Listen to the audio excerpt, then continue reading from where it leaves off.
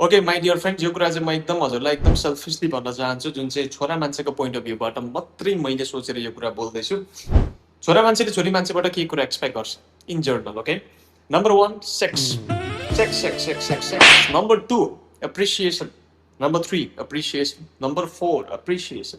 Number 5 appreciation. Number 6 7 8 9 10 definitely appreciation. अब यो सुनिरहेको कुरा हो नि त हामीले, होइन? एप्रिसिएसन भनेको एकदम बेसिक कुरा हो, एउटा बच्चालाई पनि थाहा हुनुपर्ने कुरा हो। तर यो एप्रिसिएसनले यति ठुलो भूमिका प्ले गर्छ एउटा छोरा मान्छेको जीवनमा भन्ने कुरा चाहिँ हामीलाई आजसम्म थाहा भएन, बिकज हामीलाई कसैले पनि यो कुरा सुनाएन र एक्सप्रेस पनि गरेन।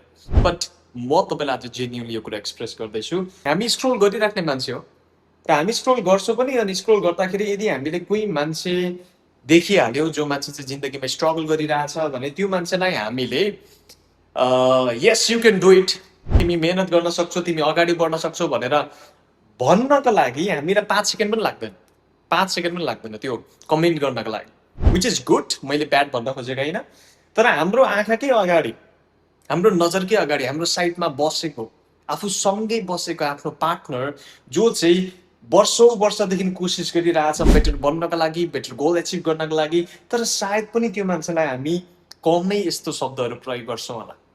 यो सिनारियोलाई छोडेर अब हामी के होला छोरा मान्छेको लागि यदि सिनारियो यस्तो भइदिए कि तपाईँ एउटा फिमेल पार्टनर हुनुहुन्छ र छोरा मान्छेकोमा तपाईँ जानुहुन्छ र गएर भन्नुहुन्छ, माई डियर हस्बेन्ड, मलाई थाहा छ कि तिमी कति मेहनत गर्दैछौ, मलाई थाहा छ यो गोल तिम्रो लागि कति इम्पोर्टेन्ट छ, I believe in you, I believe you can achieve, I am with you, you are doing good work.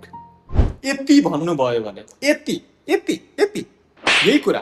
तर बेला बेलामा तपाईँले यही कुरा आफ्नो हस्बेन्डलाई, आफ्नो पार्टनरलाई, आफ्नो बोयफ्रेन्डलाई तपाईँले भन्नुभयो भने त्यो बोयफ्रेन्डको भित्र त्यो बोयफ्रेन्डको भित्र कस्तो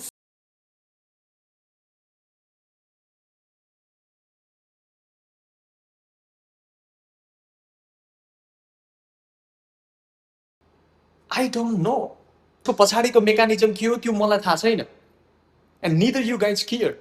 तर appreciation makes and plays a very very powerful role यदि हामीले त्यसलाई टाइम टाइममा दिँदै गयौँ भने। र एउटा कुरा चाहिँ म के भन्न चाहन्छु भने छोरा मान्छेले जे पनि गर्नको लागि तयार छ र जे पनि गर्न सक्छ यदि उसको आत्मबल दह्रो भयो भने।